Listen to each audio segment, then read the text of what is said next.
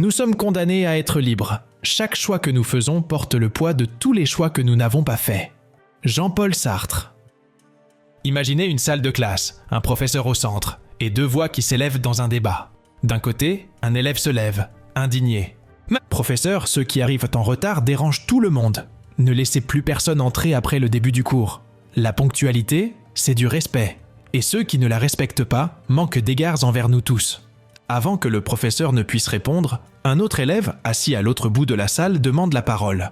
Avec une voix calme mais ferme, il dit « Professeur, je suis d'accord pour dire que la ponctualité est importante.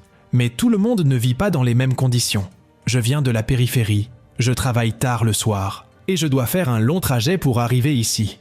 Si vous fermez la porte, ceux qui, comme moi, habitent loin n'auront jamais le même accès à l'éducation que ceux qui vivent à proximité. » Le professeur regarde les deux côtés et voit une situation que beaucoup d'entre nous vivons quotidiennement. Un dilemme, une valeur légitime, comme le respect de la ponctualité, entre en conflit avec une autre, comme l'inclusion et l'égalité des chances. C'est ce qu'on appelle un dilemme classique de la couverture trop courte. Dans la vie, comme par une nuit froide, nous essayons de couvrir nos oreilles pour nous protéger du vent. Mais en faisant cela, nous laissons nos chevilles exposées au froid. Il est impossible de tout couvrir. Et au final, nous sommes forcés de décider ce que nous allons protéger et ce que nous allons laisser découvert. Mais ces choix ne sont pas uniquement pratiques.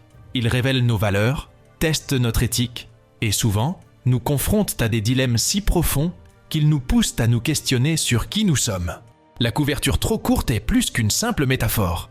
Elle est un miroir de nos priorités. C'est ce que nous allons explorer. Comment ces décisions façonnent nos vies, reflètent nos valeurs et influencent même la société dans son ensemble. Mais avant de répondre aux grandes questions, nous devons comprendre ce qui est réellement en jeu lorsque nous sommes forcés de choisir. Chaque choix est, au fond, un acte de renoncement. Face à la couverture trop courte, nous sommes obligés de décider ce que nous allons protéger et ce que nous allons laisser de côté. Mais cette décision n'est pas aussi simple qu'elle en a l'air. Elle soulève des dilemmes qui ont défié les philosophes pendant des siècles. Devons-nous suivre des principes fixes, comme des règles immuables, ou devons-nous considérer les conséquences et chercher à minimiser les dégâts globaux? Un exemple classique illustre cette tension, le dilemme du tramway. Imaginez que vous vous trouvez près d'une voie ferrée et que vous voyez un tramway incontrôlable se diriger vers 5 personnes attachées sur les rails. Vous remarquez qu'il y a un levier à côté de vous qui peut dévier le tramway vers une autre voie. Mais sur cette autre voie, une seule personne est attachée. La question est, actionneriez-vous le levier pour sauver 5 vies, sachant que cela condamnera une personne? Si votre réponse est oui, vous adoptez une approche utilitariste. Cette philosophie, popularisée par des penseurs comme Jeremy Bentham, affirme que nous devrions viser le plus grand bonheur pour le plus grand nombre. Dans ce cas, sauver 5 personnes est préférable à n'en sauver qu'une. Mais il y a une autre perspective. Kant, l'un des plus grands philosophes de l'histoire, dirait que cet acte est inacceptable. Pour lui, l'éthique ne doit pas se baser sur des calculs, mais sur des principes universels. Ne jamais utiliser une personne comme un moyen pour atteindre une fin. Ainsi, causer délibérément la mort d'une personne, même pour en sauver d'autres, est immoral. Et voici le dilemme de la couverture trop courte. Les deux choix sont valides, mais aucun ne peut couvrir tous les aspects. En sauvant 5 personnes, vous sacrifiez un principe. En suivant le principe, vous acceptez un dommage plus important. Il n'y a pas de réponse parfaite. Dans notre vie quotidienne, ces choix se manifestent également, même à une échelle plus réduite. Imaginez un médecin avec un seul lit disponible en soins intensifs et 2 patients dans un état critique. Ou un professeur qui doit choisir entre respecter les règles ou faire preuve de flexibilité face aux réalités des étudiants. Ces décisions testent notre éthique et nous mettent dans la position inconfortable de devoir choisir entre 2 valeurs tout aussi importantes. Mais les choix ne sont pas que des dilemmes abstraits. Ils révèlent quelque chose de beaucoup plus profond. Les valeurs que nous choisissons de protéger reflètent directement qui nous sommes. Alors, qu'est-ce que vous choisissez de protéger ? Face à la couverture trop courte, la décision de protéger quelqu'un ou quelque chose ne repose pas uniquement sur la logique ou l'éthique. Elle va plus loin. Elle touche directement aux valeurs que nous portons en nous.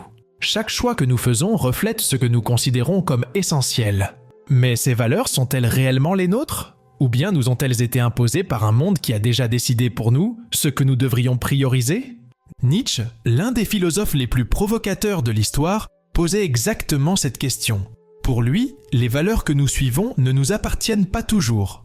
Beaucoup ont été créés par des religions, des traditions ou des systèmes qui ont façonné la société au fil du temps. Il soutenait qu'il était nécessaire de créer de nouvelles valeurs, des valeurs qui aient vraiment du sens pour la vie que nous voulons vivre, et non pas simplement répéter ce qui nous a été inculqué. Pensez-y, comment décidez-vous de ce que vous protégez face à une couverture trop courte? Est-ce votre famille, votre travail, votre liberté? Peut-être n'avez-vous jamais vraiment réfléchi au fait qu'en priorisant une chose, vous en laissez forcément une autre de côté. Lorsque nous consacrons plus d'heures au travail, ne sacrifions-nous pas des moments précieux avec ceux que nous aimons? Et lorsque nous choisissons le confort de la routine, ne passons-nous pas à côté d'opportunités de grandir ou de prendre des risques? Ces conflits de valeurs ne sont pas seulement individuels. Ils existent aussi au niveau collectif. La société privilégie souvent la productivité et le succès, au détriment de la santé mentale, des relations humaines ou de la préservation de l'environnement. Il semble que, culturellement, nous ayons déjà décidé ce qui est important. Mais ces choix reflètent-ils vraiment ce que nous devrions valoriser? Le dilemme est le suivant. Si nous ne remettons pas en question les valeurs qui nous guident, nous perpétuons des choix automatiques, sans réfléchir à leur véritable impact. La question n'est donc pas seulement qu'est-ce que vous protégez, mais aussi pourquoi protégez-vous cela? Et quand les valeurs en jeu ne sont pas seulement les nôtres. Quand la couverture est si courte qu'il faut décider qui, dans la société, sera protégé et qui sera laissé de côté? Le dilemme de la couverture trop courte ne se limite pas à nos choix individuels. Il façonne aussi les décisions collectives qui définissent la société dans laquelle nous vivons.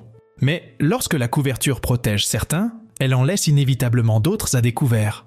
La question est, qui décide de qui sera protégé? Et qui sera laissé sans protection? Cette question se pose dans de nombreux systèmes qui gouvernent nos vies. Prenons l'exemple d'un hôpital public en période de crise sanitaire. Avec des ressources limitées, qui doit être soigné en priorité? Une personne âgée avec des complications graves ou un jeune avec de meilleures chances de survie? Le système de santé, dans ce cas, doit appliquer des critères qui priorisent certains tout en excluant d'autres. Et, quelle que soit la décision prise, elle semblera toujours injuste pour quelqu'un.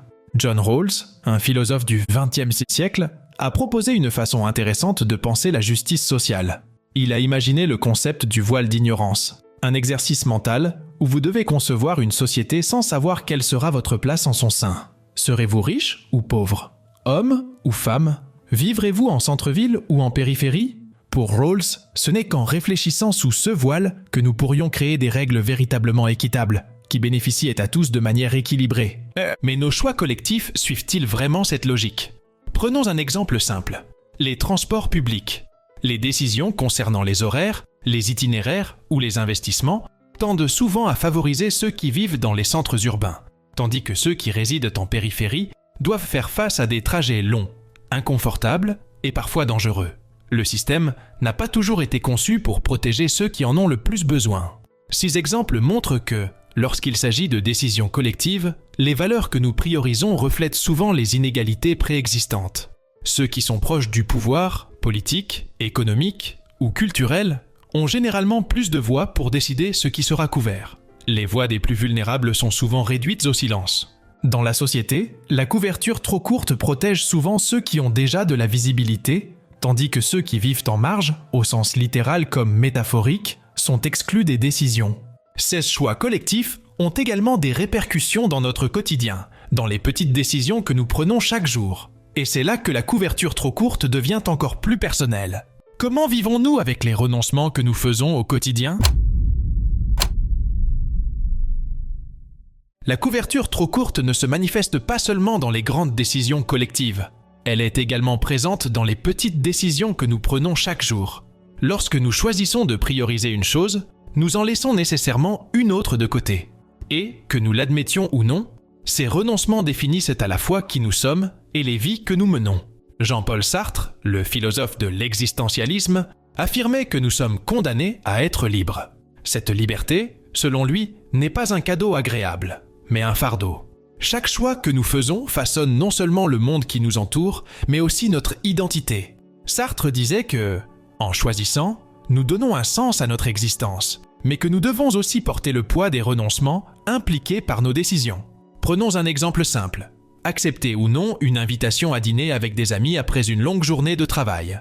Si vous acceptez, vous renoncez au repos dont votre corps a besoin. Si vous refusez, vous passez à côté de l'occasion de renforcer vos liens et de créer des souvenirs. Dans les deux cas, il y a une perte. La couverture trop courte ne vous laisse pas le choix d'échapper aux conséquences. Cette logique s'applique aussi à des décisions plus importantes. Un professionnel qui consacre tout à sa carrière peut obtenir succès et stabilité financière, mais souvent au prix de moments passés avec sa famille ou d'une santé mentale fragile. De l'autre côté, quelqu'un qui priorise sa vie personnelle peut avoir à renoncer à certaines ambitions professionnelles. Aucun de ces choix n'est mauvais, mais tous deux impliquent des sacrifices. Ces renoncements ne touchent pas seulement nos vies individuelles. Souvent, les petites décisions que nous prenons peuvent avoir un impact sur d'autres personnes. En priorisant votre travail, vous pourriez ne pas être présent pour un ami qui avait besoin de soutien émotionnel. En choisissant de rester chez vous plutôt que de participer à une réunion sociale, vous pourriez vous éloigner de relations importantes. Les conséquences de nos renoncements, même les plus insignifiantes, vont souvent bien au-delà de ce que nous pouvons imaginer. Alors, devons-nous accepter ces renoncements comme inévitables ? Ou existe-t-il un moyen d'étirer la couverture trop courte, d'élargir les possibilités et de trouver des solutions créatives à ces dilemmes difficiles ? Si, jusqu'ici, la couverture trop courte semblait une fatalité, il est temps de poser une autre question. Devons-nous vraiment accepter cette logique comme immuable ? Ou pouvons-nous trouver des moyens de l'étendre, d'élargir les possibilités et de réduire les sacrifices ? Au lieu de résignation, la couverture trop courte peut devenir une invitation à la créativité. Lorsque nous comprenons que les choix parfaits n'existent pas, nous pouvons commencer à chercher des solutions qui brisent la logique binaire du l'un ou l'autre. C'est là que l'empathie et la coopération deviennent des outils puissants pour transformer les conflits en opportunités. Pensez par exemple aux initiatives communautaires qui émergent dans des zones historiquement marginalisées.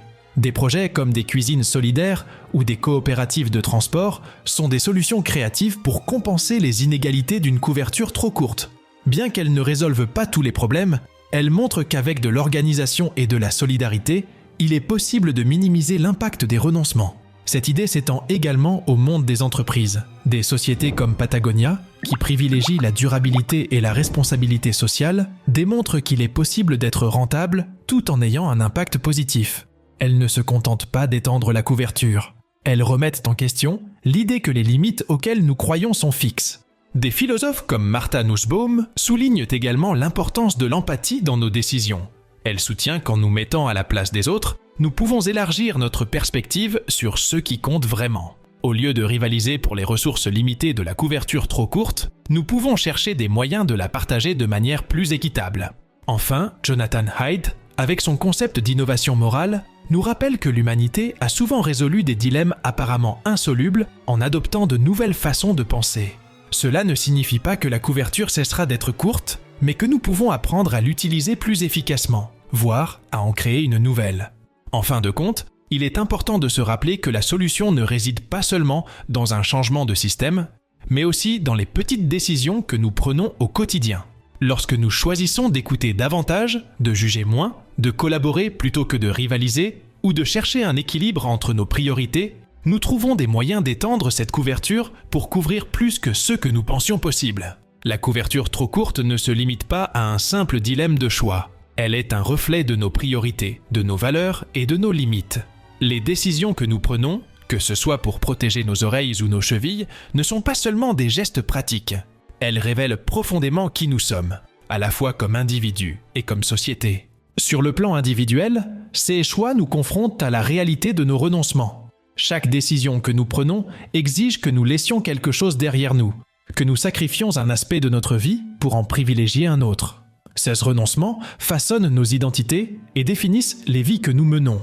Ils nous rappellent que nous sommes limités, mais aussi que ces limites peuvent nous pousser à réfléchir plus profondément sur ce qui compte vraiment. Sur le plan collectif, la couverture trop courte met en lumière les inégalités et les déséquilibres de pouvoir qui caractérisent nos sociétés.